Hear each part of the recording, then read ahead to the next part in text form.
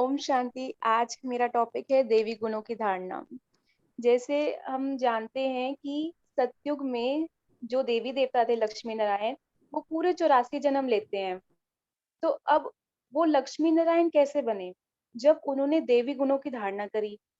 अब उनको किसी ने वो देवी गुण सिखाए होंगे। तो वो जो सीखने का समय है देवी गुणों का, वो है ये संगम युग, जहाँ पर डायरेक्ट भगवान हमें सिखाता है कि देवी गुण होते क्या हैं, उन्हें धारण कैसे करते हैं।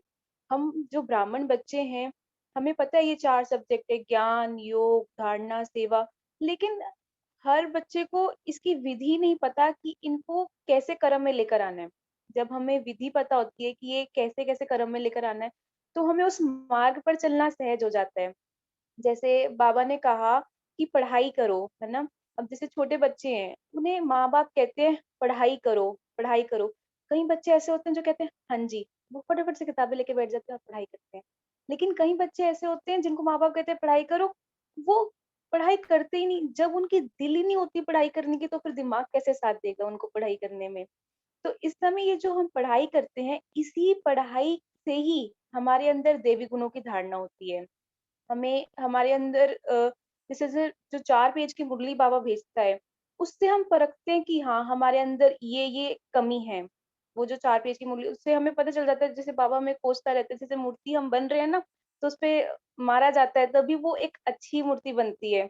बाबा बोलते हैं कि तुम्हें हर्षित रहना है, तो हमें ध्यान आता है कि अच्छा, इस पॉइंट पे मेरे जो ये फेस थी, ये मिक्की माउस जैसे बन गया था। मुझे तो एक देवताई चेहरा, एक गुलाब जैसा खिलखिला चेहरा रखना है। तो वो तब ध्यान आता है जब हम मुरली पढ़ते हैं। तो ये पढ़ाई से ही हमारे अंदर देवी गुणों की धारणा होती है। उसके बाद जैसे बाबा ने कहा कि स्कॉलरशिप मिलेगी, है ना? अब ये लौकिक पढ़ाई है। ये लौकिक पढ़ाई के पीछे हम दिन-रात लगे रहते हैं, इतनी मेहनत करते हैं। इस लौकिक, अब ये सिर्फ़ इस जन्म में मैं मेहनत करूँगी और मुझे प्राप्ति सिर्फ़ इसी जन्म में होगी। अगर मेरी ये आत्मा बिंदी यहाँ से बाहर निकल गई, सारी मेहनत खत्म।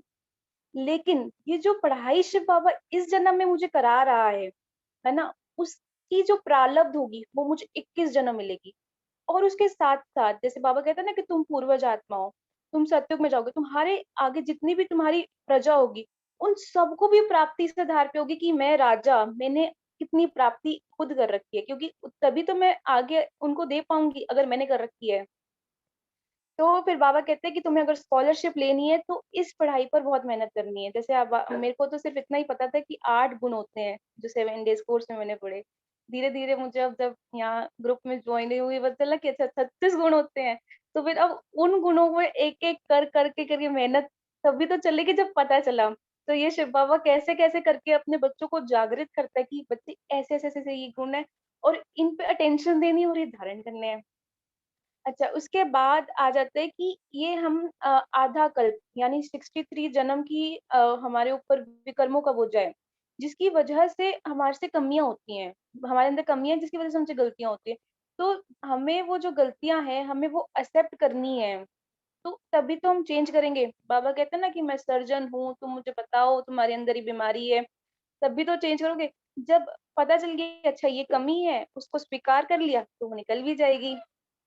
तो आज यही मैंने अपनी बुद्धि में मंथन करके रखा हुआ था कि कैसे-कैसे देवी गुणों की धारणा अपने जीवन में लेकर आनी है। देवी गुणों की धारणा करने के लिए जो मेन चीज़ है वो है पढ़ाई। जैसे-जैसे हम पढ़ाई पढ़ते जाते रहते हैं, वैसे-वैसे हमारे अंदर चेकिंग चलती रहती है। और आज जो बाबा ने अव्यक्त मुरली चलाई विशेषताओं के ऊपर, उसमें भी बाबा ने कहा कि तुम अपने ब्राह्मण भाई-बहनों को भी कितने साधारण तरीके से देखते हो। वो साधारण आत्माएँ नहीं है, वो सत्युग वाली आत्माएँ हैं, देवी कुल की महान आत्माएँ। उनकी पहली विशेषता यही है कि मैंने उनको चुना है और उनके अंदर इतनी सारी विशेषताएँ भर रखी हैं। और अगर आप आत्मा सिर्फ़ उनका एक विशेषता देखते हो, उनकी सारी विशेषताएँ ध्यान आ जाती हैं। उनकी एक कमी देखते हो, उनकी वो सारी कमियाँ ध्यान आ जाती हैं। तो आप देखो कि आपको क्या विशेषता देखनी है, और एक विशेषता तो बाबा ने हमें पहले ही बता रखी है। पहली विशेषता यही है कि वो आत्माएँ जिन्हें मैंने खुद चुना है, और अगर मैंने उनको खुद चुना है तो इसका मतलब है कि मैंने उनके अंदर विशेषताएँ डाल रखी हैं। ओम शांति।